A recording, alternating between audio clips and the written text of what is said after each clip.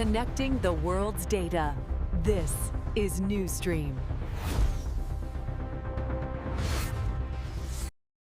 Welcome to Neural Pulse, your daily AI briefing. Today, we're doing a deep dive into a really essential global risk assessment report. We're looking at the findings that just came out on December 10th, 2025.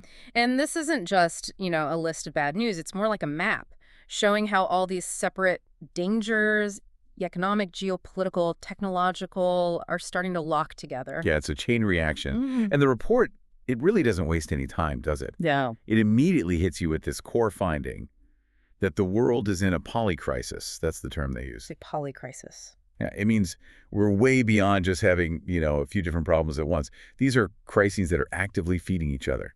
So stress in the financial system makes military tensions worse, and that conflict immediately spills over into civilian life through technology. So what does that actually mean for, say, the economy? The big prediction right out of the gate for 2026 is what the report calls stagflation Lite. It's this new phase of really low growth, maybe under 2%, but with inflation that just won't go away.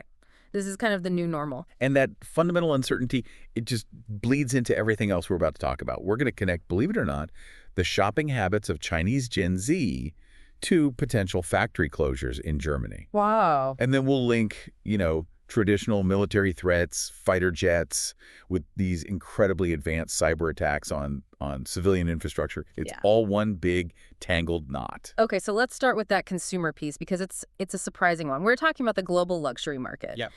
The report forecasts it's stabilizing at around $358 billion, but it's actually shrinking about 2% year over year. And 2% might not sound like a total catastrophe. No. But it's where it's shrinking. That's the shock. Right. The Chinese market is expected to contract by 3 to 5%. And it's not just a slowing economy, right? There's something deeper going on. Much deeper. It's a social trend the report calls luxury shame.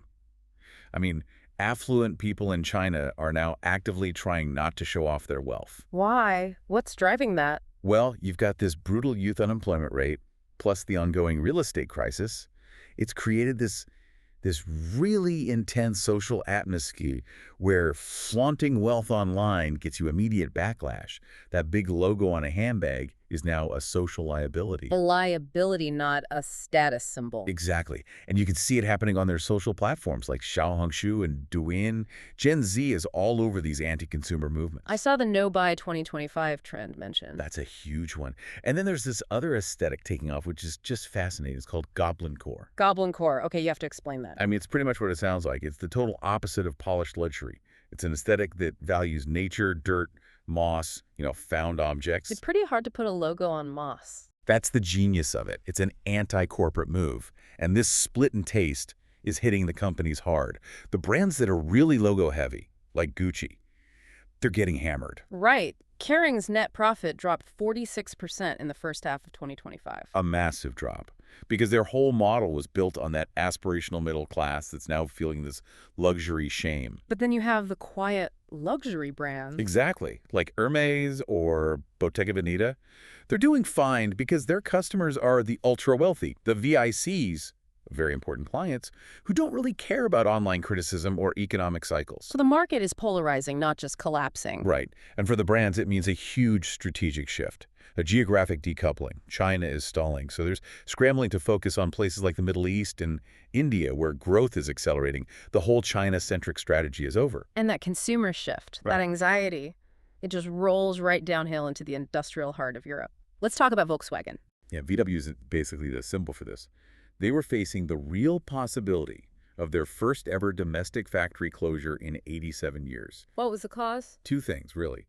Just relentless competition from cheaper Asian EVs, especially from China, and those painfully high energy costs in Germany. Which led to major union negotiations, strikes. Fierce negotiations. They managed to avoid mass layoffs for now, but the strategic retreat VW announced it's huge. They closed the Dresden Transparent Factory, right? Into production there, yeah. Yeah.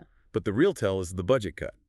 They slashed their future investment plan by 60 billion euros. 60 billion. Down from 200 billion to under 140 billion through 2030. That's a wholesale retreat from their big EV and autonomous driving ambitions. So you can draw a straight line from Chinese Gen Z deciding luxury is embarrassing all the way to a German assembly line shutting down. It's a perfect example of the polycrisis, and the report adds one more layer of risk. If the U.S. goes through with those proposed 30% tariffs on EU imports, Oh, wow. it would be catastrophic. You would hit the luxury and auto sectors at the exact same time. Stagflation light would become something much worse. Okay, so the economic gears are grinding. Let's shift to the geopolitical side because the threats there are not waiting. No, they're not. Let's talk about this incident near Okinawa on December 6th. The report calls it the most dangerous single military event they tracked. It was a cold, calculated move. A Chinese Navy J-15 fighter, it launched from their aircraft carrier, the Liaoning, and it twice locked its fire control radar onto a Japanese F-15. Okay, wait. A fire control radar lock? That's the last step before you fire a missile. It's the final step. Yeah. And the second lock-on lasted for 31 minutes. 31 minutes. That is not an accident. That is a message. That sounds like a training run for an actual attack. The duration is the key. And the tech they were using. The newer J-15s have what's called AESA radar. It's very advanced. It lets them track multiple targets, sure, but more importantly, it lets them run sophisticated electronic warfare tests against a Japanese jet. They were collecting data, probing for weaknesses. And this wasn't just random. There was a direct political trigger, wasn't there? A very direct one. Japan's Prime Minister, Takaichi Sanae, had just said that a Taiwan contingency is a Japan contingency. So China saw that as a threat of intervention. And they responded with this incredibly high-risk military signal, basically drawing a very bright red line. And that kind of old-school military threat, it connects directly to this new gray zone warfare you mentioned. It bleeds right into it. The report details these cyber attacks on critical civilian infrastructure, specifically a massive GPS disruption at major Indian airports. Delhi, Mumbai. It affected hundreds of flights. But what's really interesting here is that this wasn't just simple jamming, blocking the signal. This was spoofing. Sending a false signal. A very sophisticated false signal. The technical term they observed was circle spoofing. The attackers tricked the plane's navigation systems into showing that the aircraft was flying in circles. Even though the pilot was flying straight for the runway. Exactly. The pilot is seeing one thing out the window, but the instruments are telling a completely different and very plausible story. That is terrifying. So the danger isn't that your GPS goes dark, it's that it lies to you perfectly. Precisely. It forced pilots to abort their landings and switch back to older ground-based navigation systems. It just exposed how incredibly vulnerable modern aviation is. And this is not something just any hacker can do, this sophistication. No. Experts suspect a state actor is behind it. China and Pakistan are mentioned. They are actively testing their electronic warfare capabilities, and they're doing it in busy civilian airspace. The line between a battlefield and, a commercial airport is basically gone. Which brings us full circle back to the core of the Polycrisis and the U.S. Federal Reserve. They had to make a huge decision on December 10th. A huge and incredibly difficult decision. They were pretty much set to cut interest rates for the third time in a row. But the problem was, they had no data. It's almost hard to believe they were flying blind. A 43-day government shutdown meant that key economic numbers like the November inflation and jobs reports just weren't available. So they're setting policy for the entire global economy based on old information. Guesswork, essentially. Yeah. And it caused this massive internal split, the worst since 1990, the report says. You had the hawks, who were terrified that inflation was going to stay stuck around 3%. And then the doves. Right. The doves are looking at rising unemployment, maybe heading towards 4.5%, and saying we have to cut rates now. The data vacuum just paralyzed them. So the 2026 forecast confirms that stagflation light reality. GDP growth below 2%, core inflation near 3%, and unemployment rising. And that creates the Fed's ultimate nightmare scenario. If you raise rates, you cause a deep recession. If you lower them, you fuel inflation. They are completely stuck. And when the big global powers are paralyzed like that, it creates vacuums elsewhere. It absolutely does. Yeah. You just have to look at Syria, which is now 1 year out from the fall of the Assad regime. It's still incredibly unstable there. Highly fragmented. Yeah. You've got violent internal clashes, Alawite strikes, Druze militias in Sareda. There's no real national unity. And regional powers are taking advantage of that chaos. Immediately, Israel has used the power vacuum to expand its security buffer zone out from the Golan Heights. They're building facilities just 40 kilometers from Damascus. It's a perfect example of how the polycrisis works.